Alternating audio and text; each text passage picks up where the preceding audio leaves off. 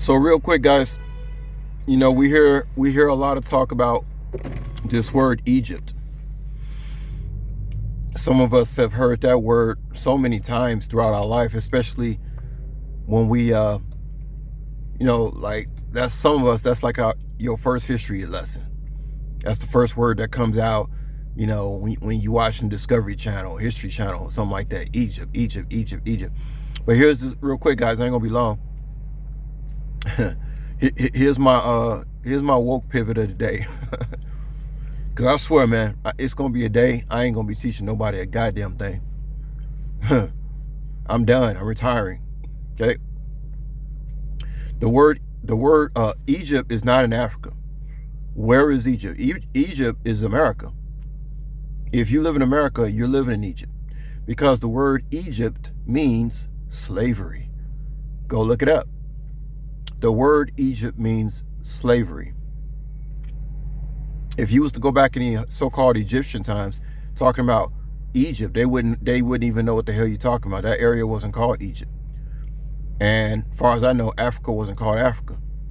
We keep using these words. Sometimes I don't know if it's putting us back in the spell or not, but I use the word Egyptian at times too. But I know what the real deal is. America is Egypt, because this was the slave trade place. This is where all the slaves are.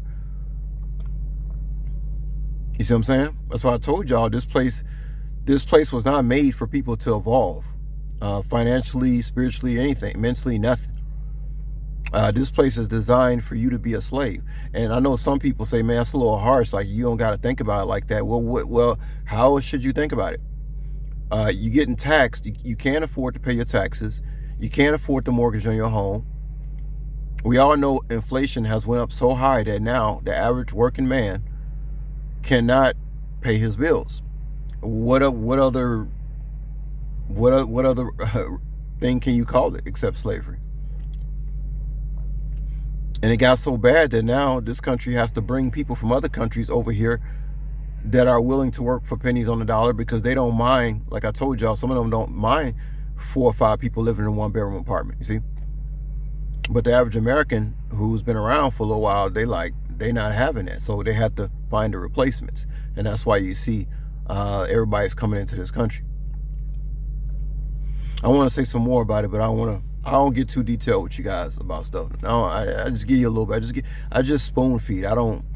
If I really want to come hardcore about some shit, there's no reason to. Y'all get the picture.